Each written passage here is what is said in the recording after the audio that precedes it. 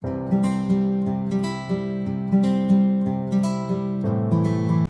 to ATCM, the Emergency Medicine Channel. Shall we start? Yes. A 15-year-old child presented to ER with complaints of foreign body rectum. He presented 45 minutes after the incident. Initial PAT assessment, appearance, the patient looks anxious, breathing, no increased work of breathing, color, normal. Primary survey, airways patent, no pooling of secretions, breathing, respiratory rate 20 per minute, saturation 100%. Heart rate was 93 per minute and BP was 110/70 millimeters of mercury. Patient responds well to verbal stimulus and obeys commands. Patient was afebrile and weight of the child is 58 kilo. History: a 15-year-old child presented to ER with history of foreign body, which is a cucumber, stacked in his anal canal as per the bystander history. He noted mild bleeding PR, no history of vomiting, abdominal pain. On examination, conscious obeying commands. Per abdomen, abdomen was soft, non-tender, no abdominal distension was there, and bowel sounds were normally heard. Per rectal examination, tip of the foreign body was palpable per rectally, but it was not seen externally. We had tried with sponge holding forceps initially, but we couldn't get the foreign body. So we informed the GI surgery, pediatric surgery, though he was taken up for anal dilatation. So this patient, okay, we'll continue from beginning. So what are the common presentations of foreign body per rectum? First, we have main complaints will be the bleeding PR and pain. If they are, we have to find out whether there was any features of peritonitis or perforation will be there. It will be board-like rigidity of the abdomen, tenderness, bowel sounds will be absent, and tachycardia, hypotension. That's features of peritonitis. Peritonitis. Right? So most common presentation is what? Bleeding PR? No. Most common presentation is unable to remove by themselves.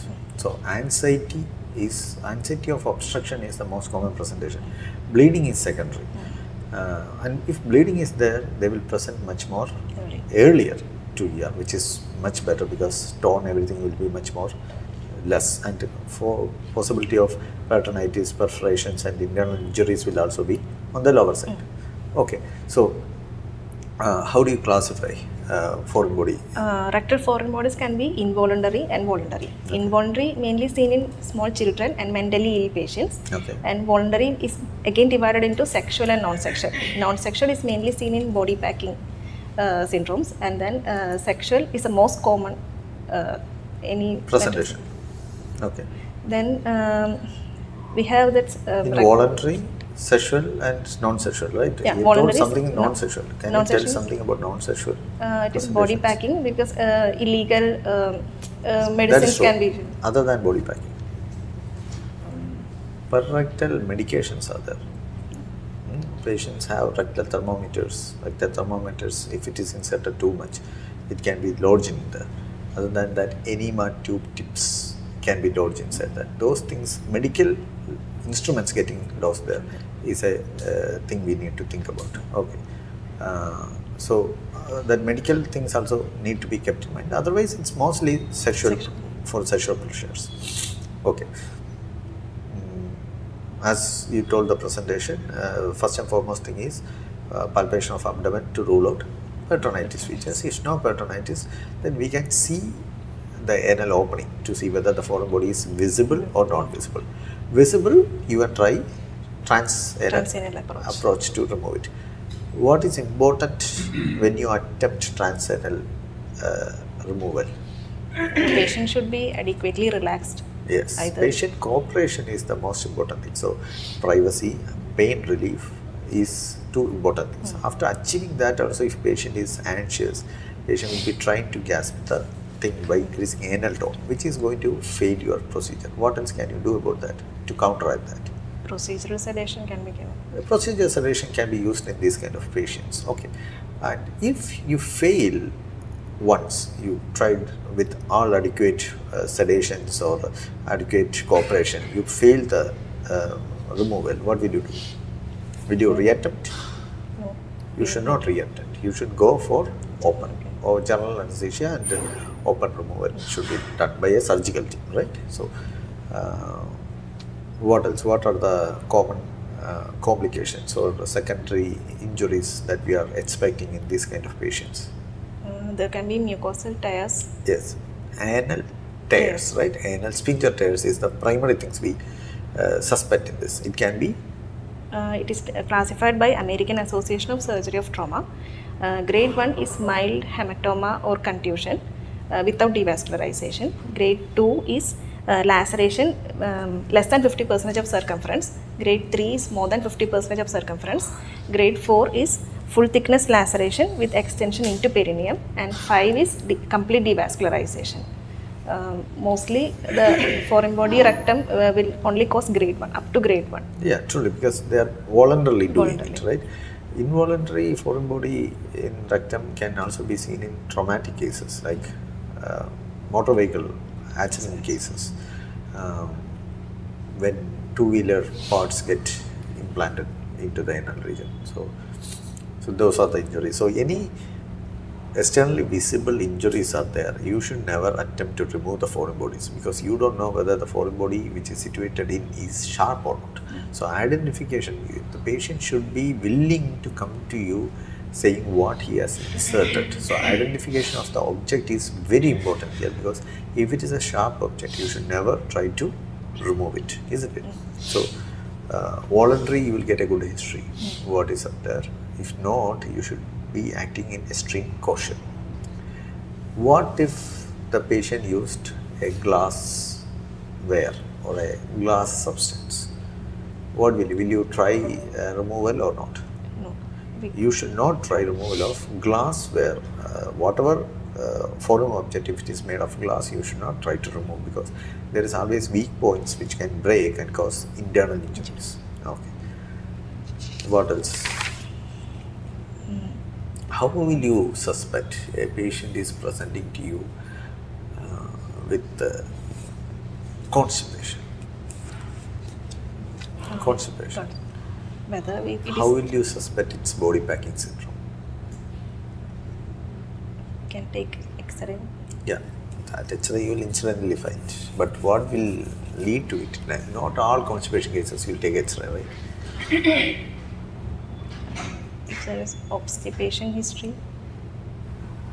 Obstipation, true. But what else?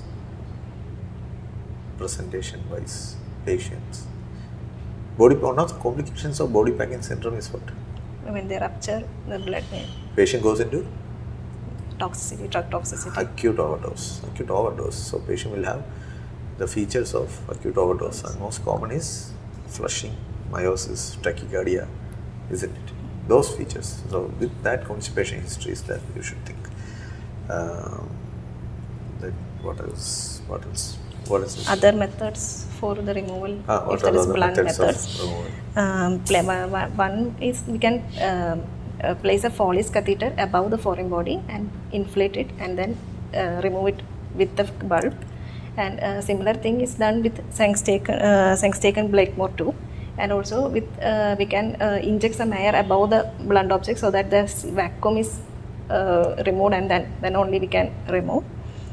Then if it is insertion of a tube there, with either a bladder, so that you can fill the bladder and push the tube push the foreign body from top down, or insert a tube and push in air so that the intraluminal vacuum is pull is gone. Okay, what else? Or if it is non-sharp metal objects, we can try with magnets also. Okay, non-sharp. Non-sharp is important. Okay.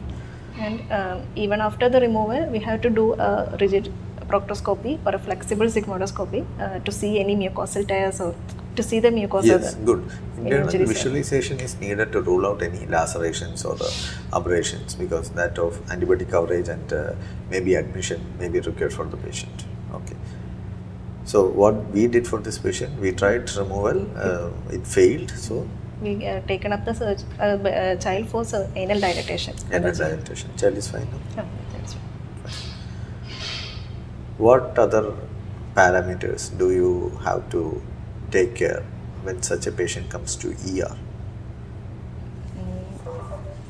prophylaxis for sexually transmitted diseases can be, if it is we are suspecting any. Okay. Uh, So first is, as you told, if it is involuntary, like acts of rape, misuse, so sexually transmitted diseases and infective prophylaxis, unwanted pregnancies, we have to educate the patient about those things and give them the option for taking the treatment, isn't it? What else? First and foremost, what is important? Patient Psychosocial. privacy. Patient has to be taken in a private closed area so that they will feel safe enough to disclose to us and be comfortable for us to examine and try our methods for evacuation. So patient privacy is very important, and making sure that it's not some spectacle where everyone will come and look into. That's very important. Then we should be very empathetic to the patient, right? It's not very common for a patient to do this, isn't it?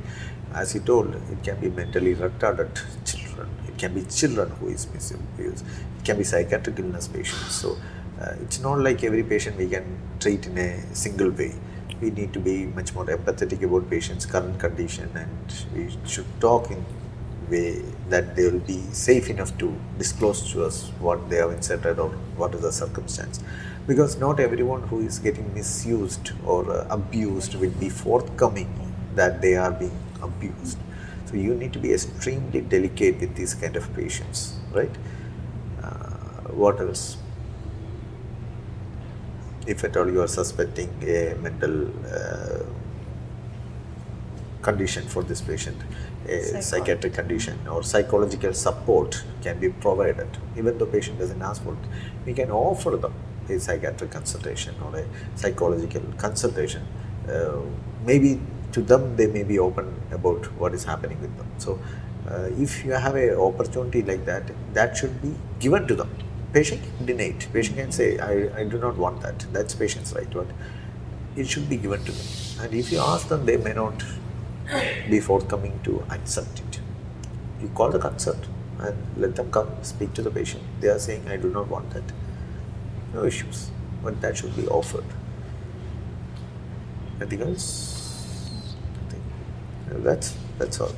Very little things from an emergency viewpoint we can do, because unless we know clearly what is inside, we should never try to remove it by ourselves.